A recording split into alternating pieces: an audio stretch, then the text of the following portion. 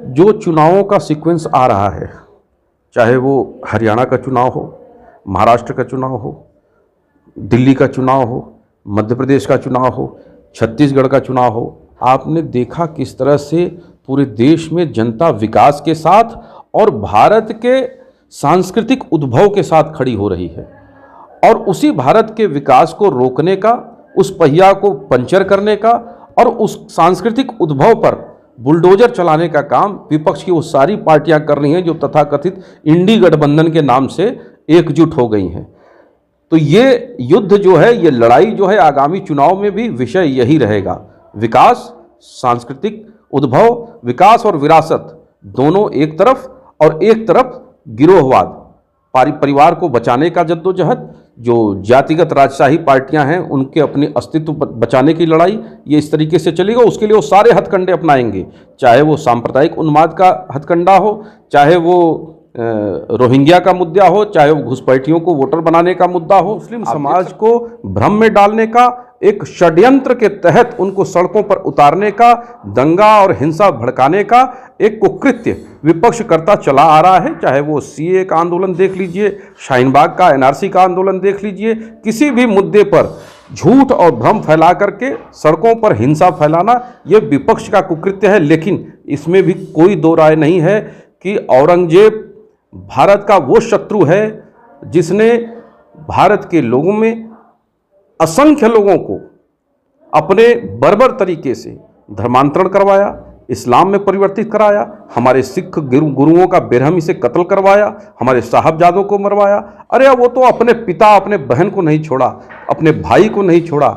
धर्मांतरण का वो अंधा, वो बर्बर पुरुष जिसने खुद अपनी आत्मकथा में अपने कमीनेपन को लिखा हुआ है, तो कम से कम उसके लिए जो समाज इस देश में खड़ा हो रहा है, ये मान के चलिए कि वो इस देश का समाज नहीं है, इस देश का शत्रु। स्वागत है। औरंगजेब को लेकर जिस तरीके से महाराष्ट्र में लगातार विरोध चल रहा है और काफी जगहों पे कर्फ्यू लगा दी गई है, इस मसले को लेकर हम बात करने के लिए आगे हैं जो बीजेपी के प्रवक्ता हैं गौरव मिश्रा। गौरव मिश्रा जी से बात करेंगे कि इस समय जब से भारतीय जनता पार्टी की सरकार आई है, तब से लगातार विभिन्न मुद्दों पर लोग सवाल भी खड़ा कर रहे हैं और जिस तरीके से बेबाकी से बोलना और उनका जो अंदाज है एकदम अलग होता जा रहा है। और सीधे तौर पे हम बात करेंगे, औरंगजेब को लेकर लगातार सियासत तेज हो चुका है और जिस तरीके से महाराष्ट्र में लोग लगातार ये मांग कर रहे हैं कि उसकी कब्र को हटाया जाए, आप इसको क्या मानते हैं?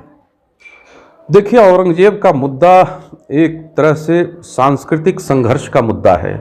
इसको सिर्फ एक कब्र तक देखना उचित नहीं है।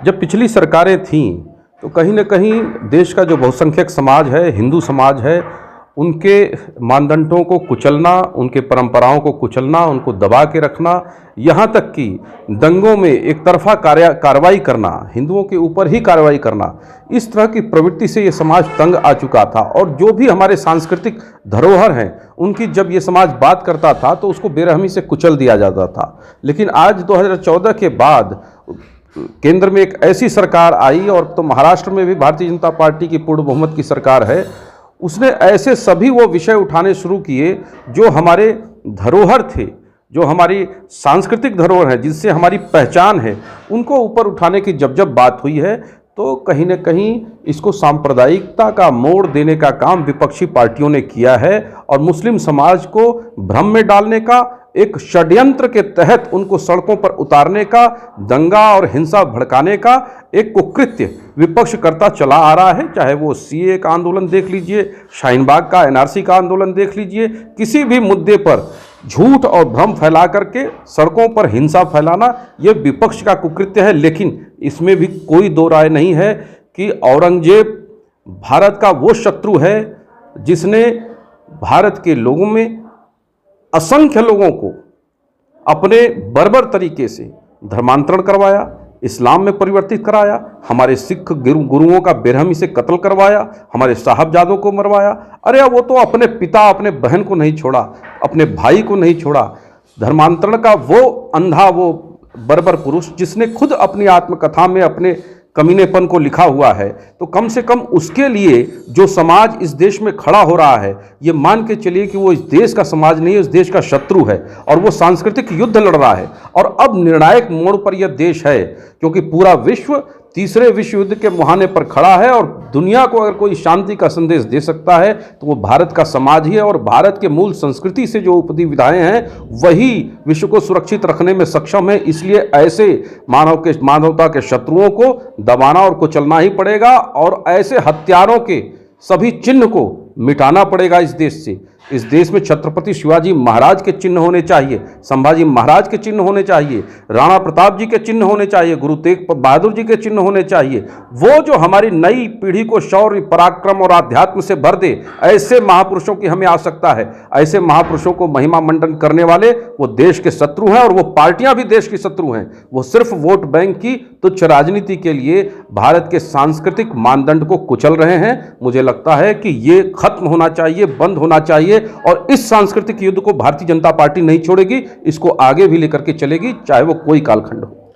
लेकिन जिस तरीके से वर्तमान स्थिति जो चल रही है, बहुत सारे लोग हैं जो वहाँ पे जाते हैं वहाँ पे, लेकिन अब विरोध भी हो रहा है वहाँ पे। अब ज़्यादा बहुत बड़े पैमाने पे पुलिस बल भी तैनात कर दिया गया, माहौल एकदम बिगड़ता नज़र आ रहा है। तो आपको नहीं लगता है कि जो वर्तमान समय में चल रहा है, जो आप लगातार भी एक बात कहें कि विपक्षी पार्टियों पे भी आपने एक बहुत बड़ा सवाल खड़ा कर दिया है, तो आपको नहीं लगता है कि जिस तरीके से विपक्ष लगातार सवाल भी सत्ता से पूछ रहा है, लेकिन आज के परिवेश में क्या इस तरीके का माहौल जेन्युइन है, सही है? देखिए, हिंसा बिल्कुल उचित नहीं है किसी भी प्रकार की, चाहे वो कोई भी वर्ग करे। लेकिन नागपुर में जिस तरह से हिंसा हुई वो पूर्व नियोजित थी, षड्यंत्र के अंतर्गत थी। चिन्हित करके उन गाड़ियों को ध्वस्त किया गया, जलाया गया जिसमें देवी देवताओं की मूर्ति थी।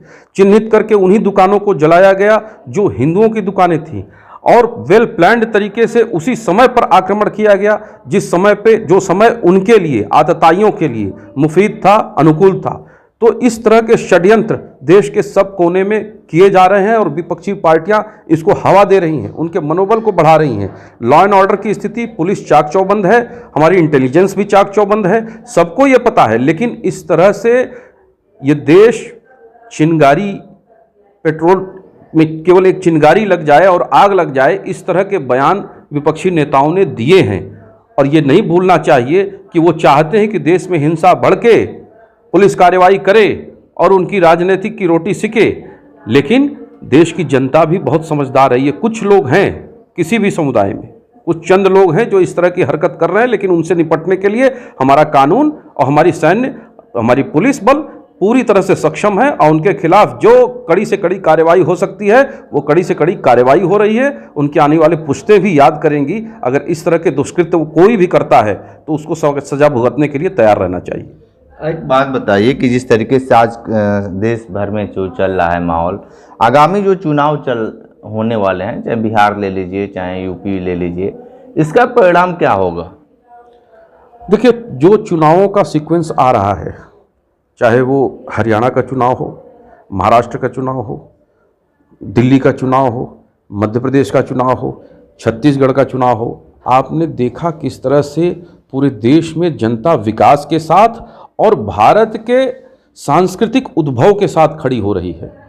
और उसी भारत के विकास को रोकने का, उस पहिया को पंचर करने का और उस सांस्कृतिक उद्भव पर बुलडोजर चलाने का काम विपक्ष की वो सारी पार्टियां कर रही हैं जो तथाकथित इंडी गठबंधन के नाम से एकजुट हो गई हैं।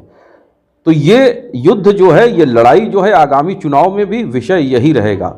विकास, सांस्कृतिक उद्भव, विकास और विरासत दोनों एक तरफ, और एक तरफ गिरोहवाद, परिवार को बचाने का जद्दोजहद, जो जातिगत राजशाही पार्टियां हैं उनके अपने अस्तित्व बचाने की लड़ाई, ये इस तरीके से चलेगा। उसके लिए वो सारे हथकंडे अपनाएंगे, चाहे वो सांप्रदायिक उन्माद का हथकंडा हो, चाहे वो रोहिंग्या का मुद्दा हो, चाहे वो घुसपैठियों को वोटर बनाने का मुद्दा हो। आप देख सकते हैं पश्चिम बंगाल हो, आम आदमी पार्टी हो, कांग्रेस पार्टी हो, ऐसे उन सारे मुद्दों का समर्थन करती हैं जो भारत की संप्रभुता के लिए खतरा पैदा करते हों, जो भारत की सीमाओं को असुरक्षित करते हों। वो सारे मुद्दे उनके लिए बड़े प्रिय होते हैं। लेकिन भारतीय जनता पार्टी का गठबंधन एनडीए जो है हमेशा भारत की संप्रभुता का किसी प्रकार का खिलवाड़ नहीं करेगा और देश की जनता इस बात को भली भांति समझ रही है। इसीलिए ये देश सुरक्षित हाथों में है और आने वाले दशकों तक रहेगा, इस बात की हमें पूर्ण विश्वास है। और कहीं छोटी मोटी अगर कमी आ जाती है तो उसे हम सुधार कर लेते हैं। लेकिन ये छोटी मोटी कमी तो ही ज़्यादा बड़ा चीज़ों के लिए परेशान करके रख देता है। लोग इस समय आप जो बता रहे हैं कि जो आज के परिवेश में चल रहा है, विकास का मामला हो चाहे और भी विभिन्न तरीके की बातें जो चल रही है देश भर में, लेकिन वर्तमान समय में लगातार युवा विभिन्न मुद्दों को लेकर ये भी कह रहे हैं कि सरकार जो केंद्र में या चाहे प्रदेश में सरकार है तो रोजगार पे नहीं बात कर पा रही है, शिक्षा पे, चिकित्सा पे। लेकिन जिस तरीके से आप जो बता रहे हैं उस बात में कितनी सच्चाई दिख रही है? देखिए, 7 एम्स से 40 एम्स हो गए, IITों की संख्या कई गुना बढ़ गई, मैनेजमेंट कॉलेज की संख्या कई गुना बढ़ गई, स्किल इंडिया मूवमेंट चल रहा है, MSME की योजनाएं चल रही हैं, इन्वेस्टमेंट रिकॉर्ड स्तर पर विदेशी इन्वेस्टमेंट भारत में आया है। आप ये बताइए ये सब किस लिए है? इससे तो रोजगार ही सृजन होता है। अब जो छात्र या जो स्टूडेंट या जो युवा स्किल्ड नहीं है, जो शिक्षा से दूर है और वास्तविक शिक्षा नहीं लिया है, तो उसको तो बेरोजगार रहना पड़ेगा। और ऐसे ही लोगों को इकट्ठा करके एक प्रकार का उन्माद खड़ा करने का काम विपक्षी दल करते हैं। मुझे नहीं लगता है कि अगर कोई वास्तविक रूप से शिक्षा ग्रहण किया है तो वो बेरोजगार है। आज अर्थव्यवस्था हमारी उत्तर प्रदेश का ही सिर्फ देखिए, 3.25 लाख करोड़ से आज कहाँ हमारा बजट पहुंच गया, 13 लाख 14 लाख करोड़ का बजट पहुंच गया, 30 लाख करोड़ की अर्थव्यवस्था पहुंच गई उत्तर प्रदेश की। तो बिना सब कुछ बढ़े हो रहा है, आखिर रोजगार भी तो बढ़ रहा है। ऐसा नहीं है, RBI का आंकड़े देख लीजिए या फिर रोजगार के ही आंकड़े देख लीजिए, रिकॉर्ड नौकरी चाहे सरकारी हो या गैर सरकारी हो हमारे कार्यकाल में भारतीय जनता पार्टी की चल रही सरकार के दौरान उपलब्ध हुए हैं। हर क्षेत्र में अवसर बढ़े हैं, लेकिन विपक्ष को एक भ्रम का वातावरण बनाना है, झूठ का एक पुलिंदा खड़ा करना है, तो उस नाते इस तरह की बातें करता है। लेकिन विकास और विरासत के लिए हमारी सरकार कटिबद्ध है और वो करती रहेगी। ठीक है, तो विकास और विरासत के लिए भारतीय जनता पार्टी लगातार कटिबद्ध है, ये कहना है गौरव मिश्रा जी का। विशेष इंटरव्यू कर रहे थे तो हमारे साथ बने रही कैंडी बनारसी के साथ। हमें दीजिए इजाज़त, नमस्कार।